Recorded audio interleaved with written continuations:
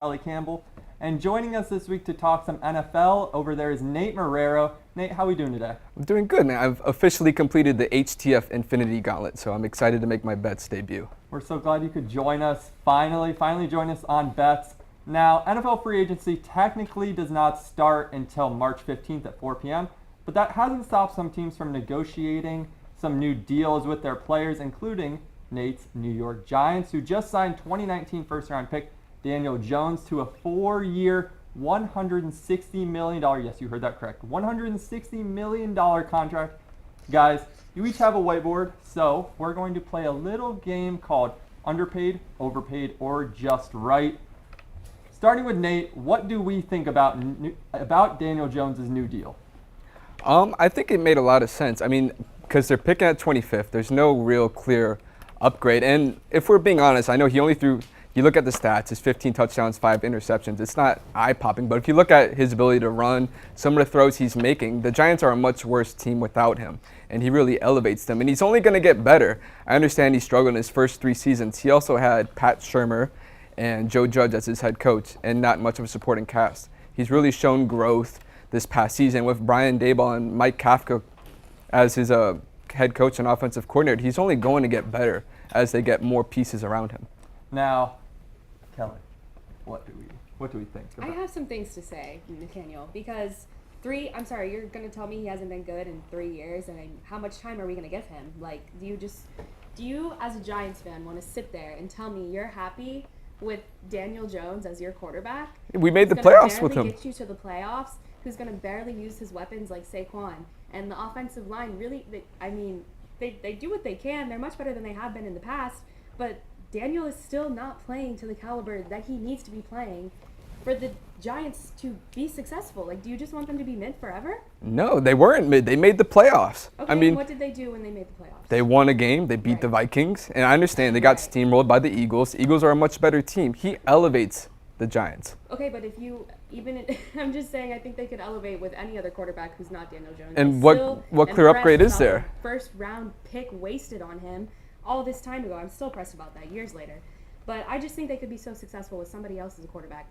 Daniel Jones is there's just nothing special about him. I think his most special stat was that he only threw 5 interceptions the whole season. Like, that's the most special thing about him. Jeff, does Daniel Jones deserve $40 million a year? No, and that's why on the board right here we have overpaid. He is overpaid. And it's not a bad thing, but the 2 teams that made the Super Bowl this last time, they're in the bottom bracket of paying their QBs. Jalen Hurts is making, I think, the 28th most money as a QB, and then Brock Purdy's making barely nothing as a rookie contract. Daniel Jones just had a franchise-altering risk by signing this contract, because if it does not pan out, the Giants are screwed. And the problem I have with Daniel Jones is that he only had 15 passing touchdowns, and that's tied for 21st out of last season.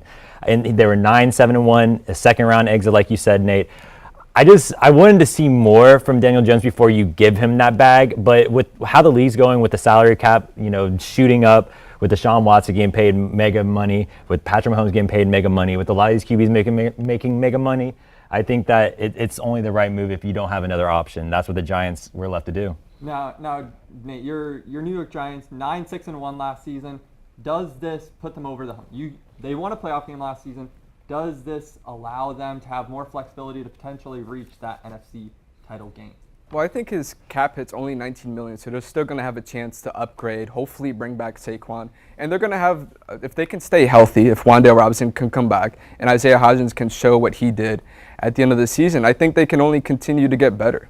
Now, you mentioned Saquon. A big part of re-signing Daniel Jones was to be able to get Saquon under contract.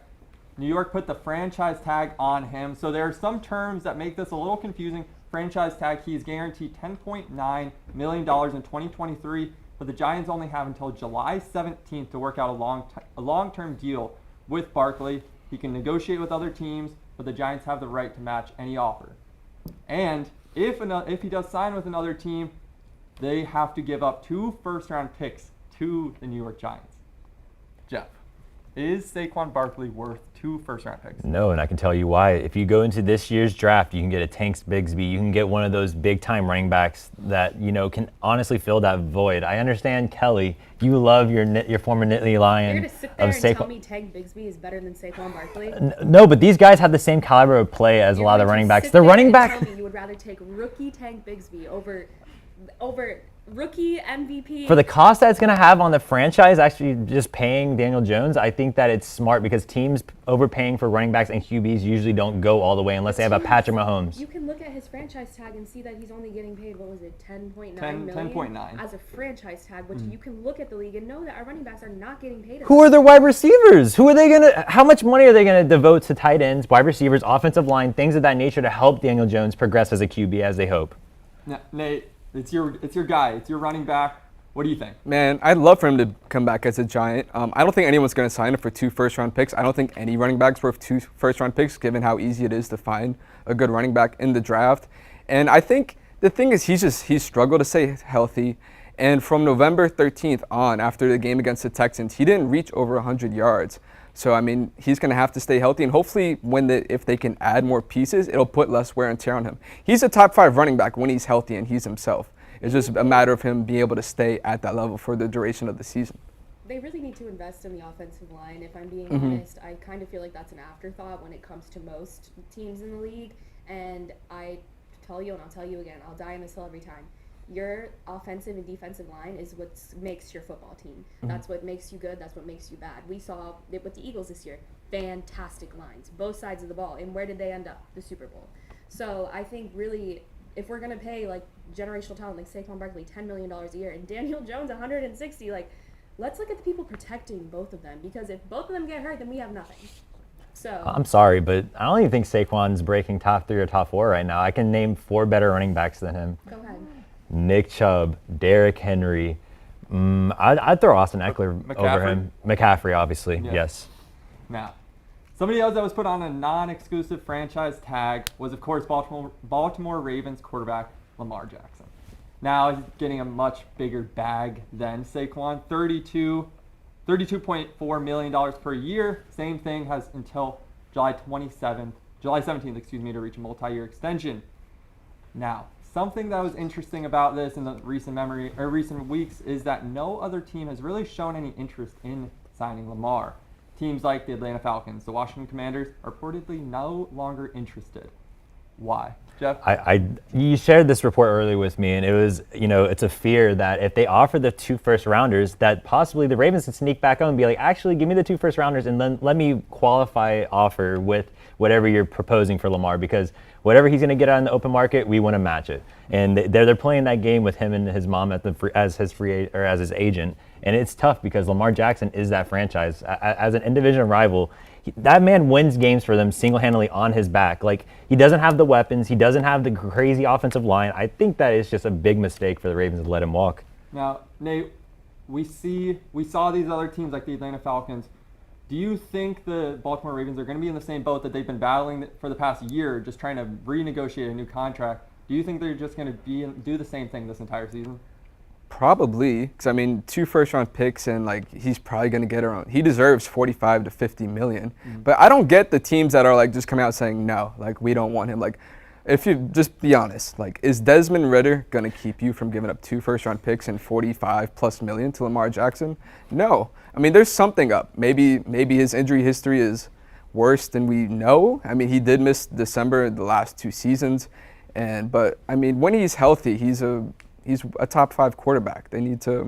Someone needs to give him the bag. Do you think that bag is going to be with the Baltimore Ravens or somebody else?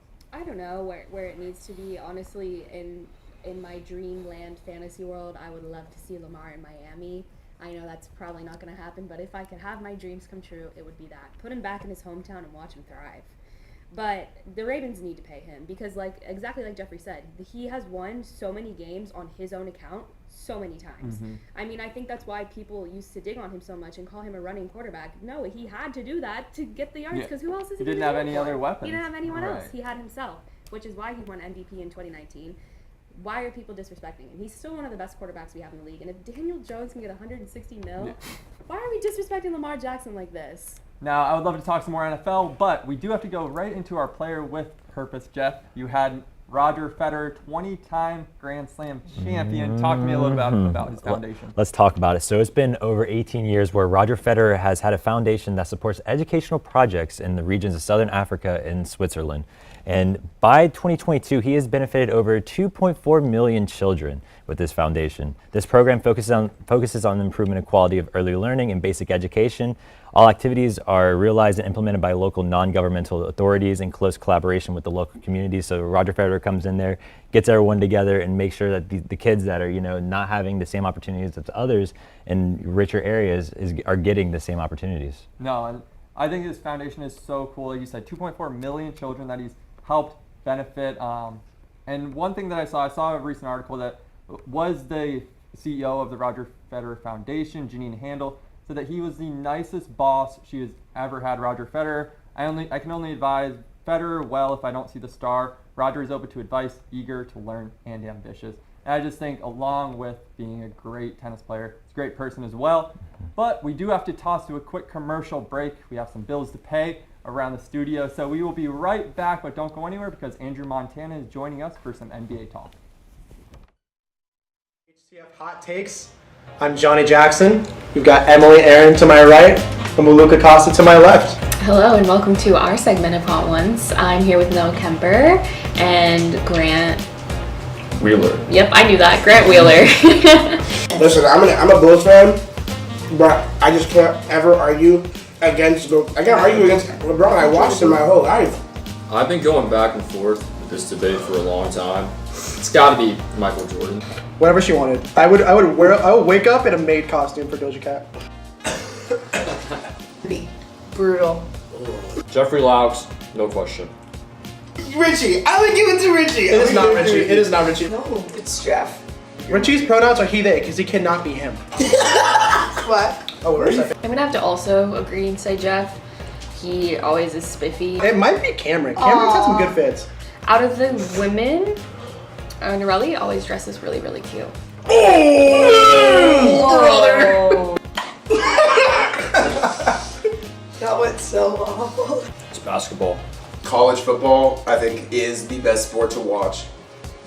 If you don't like soccer, it's because you suck at it. I think college football is the best. Thanks for watching.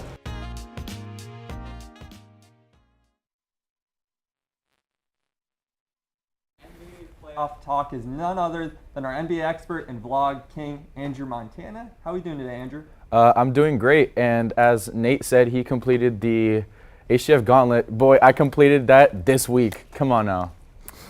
Oh, we're so glad to have you back on. As always, Thank you. joining us for some NBA talk. And as we enter the final stretch of the season, it's fair to say this NBA season has been filled with history, drama, and plenty of surprises.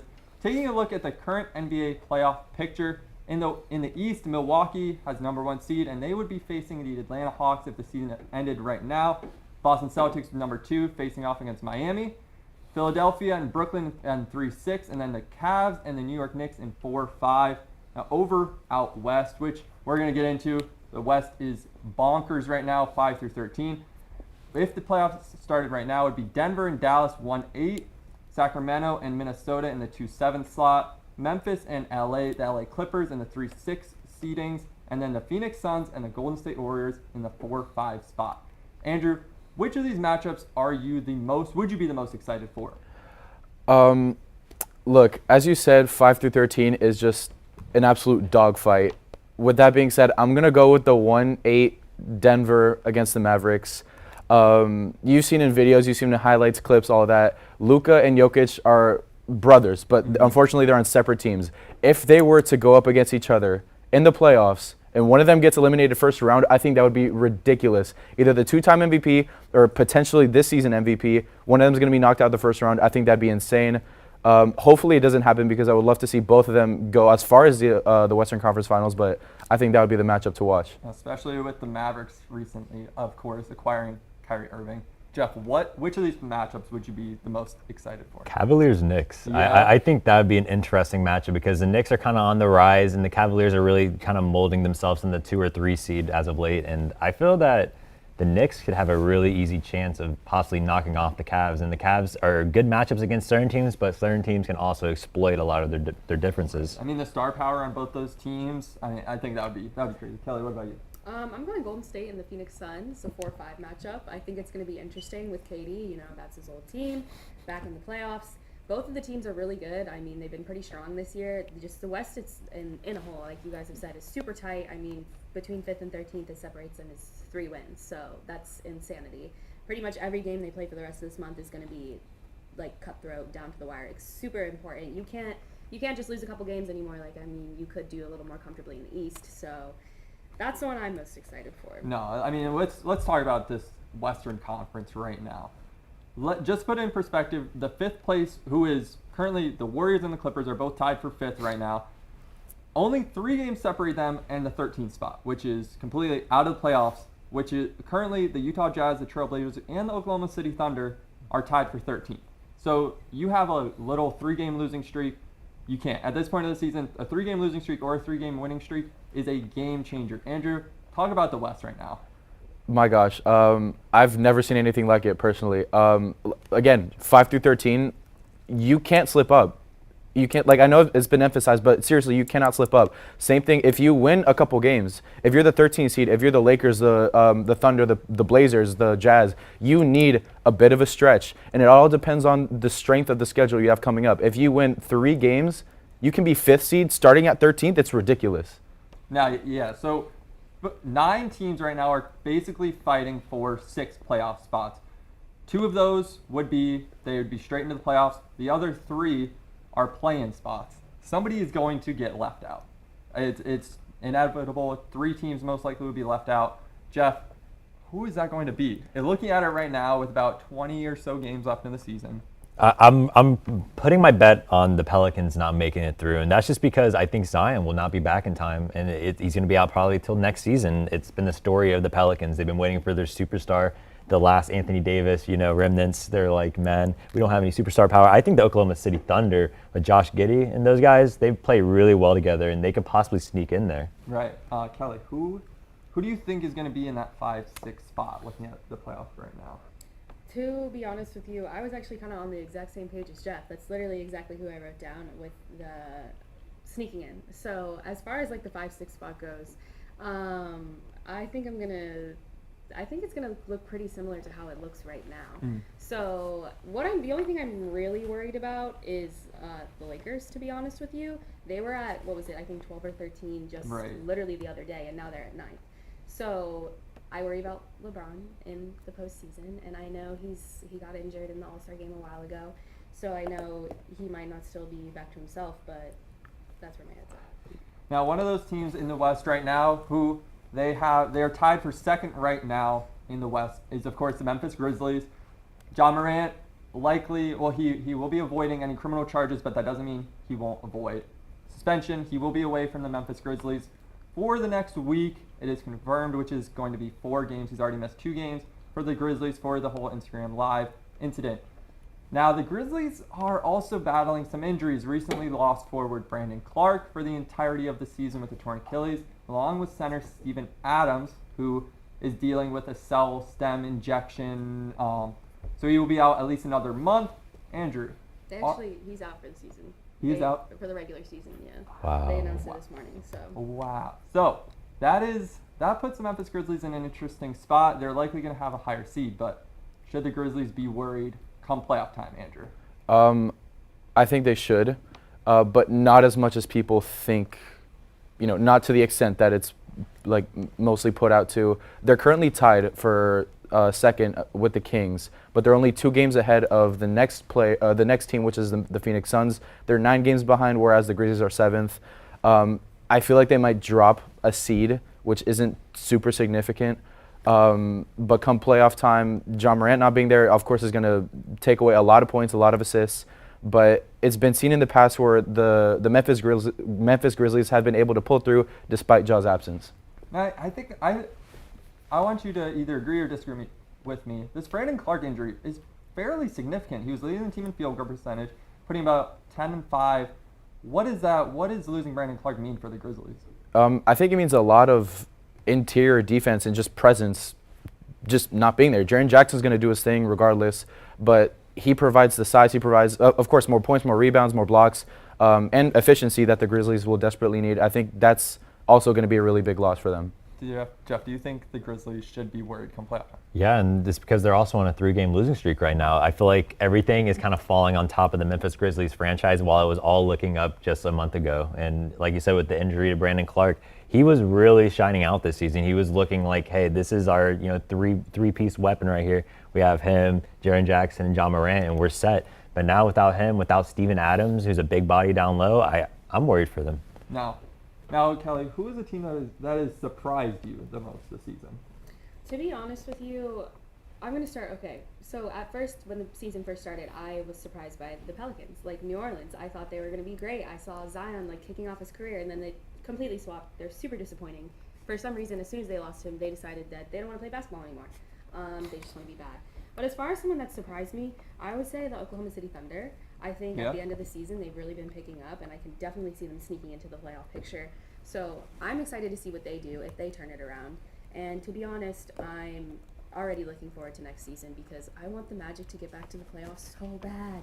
I miss it. I miss when they were in that picture. So I know it's been since I was in the 4th grade, but it's all right. Now, before I toss it over to Andrew and ask him the same question, I do just want to say the Magic and the Oklahoma City Thunder, whether they make the playoffs or not, the future is so bright. Oklahoma City obviously has a future potentially MVP in SGA. That all these pieces around him are just so nice. And same with the Magic. But Andrew, really quick, what is the team that has surprised you this season? First, I'm just going to rebound off what Kelly said. I'm not the biggest fan of the Thunder. I understand that they're building up their young roster with SGA, with Jalen Williams. They're doing great. But regardless, they are the 11th seed. Not the best. But to answer your question, Riley, I'm going to say the Sacramento Kings. Absolutely. I did not expect them to be anywhere near the 2nd seed in the West, especially considering how much of a dogfight it is. It's insane. Domantas Sabonis is averaging, I believe, 19 points, a league high 12.5 rebounds and 7 assists. He leads his team in rebounds and assists, which is ridiculous. That's some Jokic type stuff. And then De'Aaron Fox, same thing, averaging career highs, 25 points, 6 assists, 4 rebounds. And if I'm not mistaken, the Sacramento Kings actually have 4 or 5 players shooting above 60% efficiency, including one of them being 70%, as well as, I believe, 5 players scoring over 30% in three-point efficiency, as well as, I think, another 4 players scoring 80% or more in free throws. They have so much efficiency, such great offense. At that point, do you even have to worry about defense? Not even sure. Now, of course, the Kings are looking to snap the league's longest playoff drought, looking to make the playoffs for the first time since 2006. I was 5 years old, to put that in perspective. De'Aaron Fox, just to touch on some more of what you were saying. De'Aaron Fox, even though he's not leading the team in assists or rebounds, he's still putting up 6.3 assists, 4.3 rebounds. He's looking to become the first Kings/Royals dating back that far to average over 25.6 assists and 4 rebounds in a season. Kings, whether they make a deep playoff run or not. Sacramento, you have to be feeling good about your team. But we have to toss to a quick commercial break. But of course, don't go anywhere because we have our surefire picks of the week coming right up.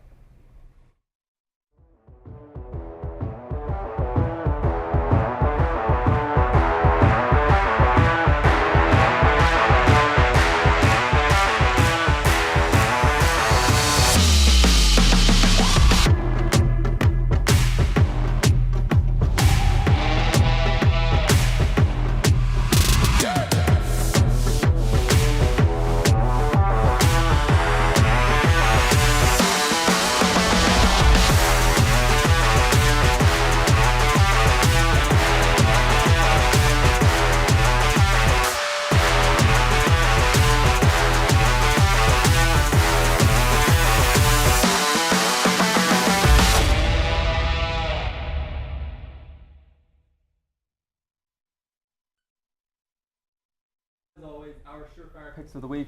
My least favorite segment, Kelly's favorite segment, Jeff's second favorite segment. He's above 500 right now. I am looking very sad, but this is my time. I say that every. 5-2 since you wanted to leave it out. So. Kelly is 5-2. I just didn't want to say my record. It's really sad. 2-6. But I think this Big 12 tournament is going to change my fortune going into spring break. I am going to take the number 4 seed Baylor Bears taking on the number 5 seed Iowa State Cyclones. Today, tip-off is going to be momentarily, tip-off 12:30. The spread is set. Baylor is favored by 7.5 points, and I love those odds. Iowa State has lost 4 straight games. 3 of those have been by at least 6 points, and they just dismissed senior guard Caleb Grill. I really like Baylor. Baylor's really started getting things going later on in the season, led by freshman point guard Keontae George, likely going to be a late lottery pick. He's been hooping lately. They now face a Baylor team that has won 7 straight home games, and they're of course traveling to Waco, Texas, take on Baylor. I like those odds. I'm going to just say money line, but I wouldn't be surprised if they cover the spread. Jeff? And I'm not surprised. I'd be cool with that. I'm rocking with it. The Big 12 tournament is going to be an interesting tournament this year. Yeah. What is your surefire? My surefire pick, it will be the TCU Horned Frogs at Kansas State. And I'm also going back to the Big 12 tournament. And I'm rolling with the Wildcats. Right now the spread is favoring the TCU Horned Frogs. And I understand, but the last time they played, it was a blowout. I believe it was 80-61 that TCU was blown out at Kansas State. And the reason Kansas State is so just really good is because of Keontae Johnson and the shooting power that they have behind them. A lot of their guys are shooting above 80% from the free throw line. They're also shooting, I believe Keontae Johnson is shooting 42.4% from the three-point line also, while Marquise Noel is also having 7.7 assists a game. They're dishing it out. They're dunking all over people. And I think that they're being doubted right now. I don't know why they're favoring the TCU Horned Frogs. I'm like 2.5 for the TCU Horned Frogs. No, I'm not rocking with that, especially if the team beat them at home by 20 points earlier in the season. I'm just not rocking with it. Now, Kelly, hoping to get your 6th win, 5-2. Yeah. It's a great start. Yeah, I was really hoping I would get my 6th win last week, but UCF let me down again. Are we surprised? No, sadly. we're not. But surprise, Penn State, they play tonight. They play against Illinois. Our records are pretty similar. Penn State's 19-12, Illinois is 20-11. They're currently favored to win this game by 2.5. But surprise, I'm taking the Nittany Lions again. This is the first time they've been this close to the playoffs since COVID year, when they had to cancel the tournament. So I have never seen them make the tournament before. I'm extremely excited, and I'm really, really excited to see how Jalen Pickett's going to do. I think he's gonna get pretty highly touted for the draft this year. I mean, he's averaging 18 points a game. He's 52% for field goals and 77.8% from free throw line. Excuse me. So I'm looking forward to this game. I'm also going to take the over because at 140 right now, I definitely see both teams scoring over 70. So I'm so excited. Rolling with the Nittany Lions. I have literally never heard of Illinois. I don't even know what their mascot is, so I'm excited. No, I love our homer picks. I would love to see what our record is when we roll with our hometown teams, but unfortunately that is all the time we have for this week's episode. We're off next week for spring break, but we will be right here 2 weeks from today in the same exact spot. Andrew Montana and Nate Marrero, thank you so much for joining us. For Kelly Campbell, for Jeff Laux, I'm Riley Sheppard, and we will see you all in 2 weeks.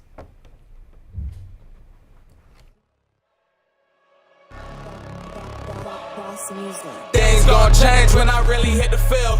Undefeated champs, man, you know what's the deal. Tryna find a kid, I'm in the field doing drills. Boy, you just a sucker, you ain't never keep it real. 3 rings in my hand, I'm a warrior to the max. When I hang it up, they gon' have to give me plaques. Step up in the building and I only bring the facts. When I make a highlight, they gon' replay, run it back. Okay, always locked in, now I don't got time to lax. Saying he the best, he could take a lap. Batted 1,000 when you check the stats. Boy, is you ready?